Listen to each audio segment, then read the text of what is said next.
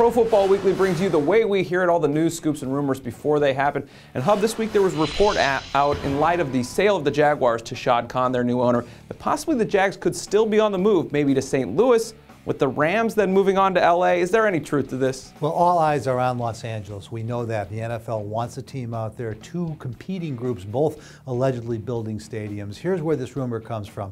The owner of the Rams, Stan Kroenke, who's the guy who got the team instead of Shahid Khan. Remember, Khan had put in a bid. The Rosenblum family had accepted it, but Kroenke had the right of first refusal. He has business dealings with one of the competing groups building a stadium. So it could very well be that he ends up moving the Rams back to Los Angeles.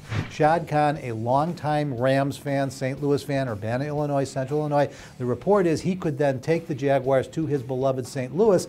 The problem with that is that the cost of rebuilding that stadium in Jacksonville about 10 years ago, which got Jacksonville a Super Bowl, was a lease that is practically impossible to get out of. So Shahid Khan might want to take the Jags to St. Louis, but they're not getting out of that lease in Jacksonville. Wayne Weaver said that he's committed to keeping him in Jacksonville. He couldn't get that written into the sale agreement, but he knows that it's practically impossible to get him out of town anyway. So the Jaguars aren't going anywhere. Until there's the team in LA, we'll continue to hear these rumors about various teams around the league. In Indianapolis, it looks like things are getting worse as the season goes on. Obviously, still not a win yet. Now getting rid of a coordinator, changing quarterbacks. What's going on in Indy? Well, this one has the feel of kind of rearranging the deck chairs on the Titanic. They had a bye 2 weeks ago before playing the Panthers, and they did nothing. Then they go out and embarrass themselves against the Panthers, and now you're changing quarterbacks and firing defensive coordinator Larry Coyer. It doesn't make any sense. If you're going to make moves like that, you take advantage of the bye week. You allow your linebacker coach, Mike Murphy, who's going to take over the defense, the extra week to get ready. You certainly give Dan Orlovsky an extra week to get ready.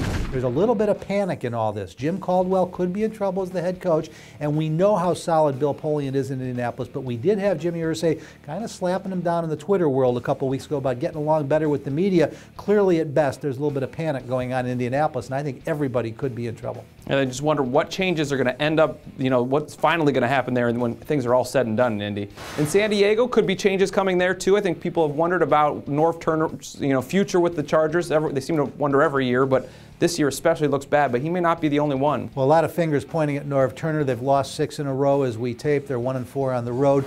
But A.J. Smith is in trouble too. There's a number of members of the Spanos family now involved in the operation of that football team, and John Spanos could be ready to take a bigger role in personnel. A.J. Smith's last couple drafts, free agency, haven't gone so well. We think both Smith and Norv Turner are in real jeopardy and may not be back next year. Norv has taken a lot of flack over the years about that team underachieving, but as our own Nolan Naraki pointed out in a video earlier this week, the talent level isn't quite what it used to be in San Diego. That's the way we hear it around the NFL. For the best coverage of the NFL, check us out at ProFootballWeekly.com.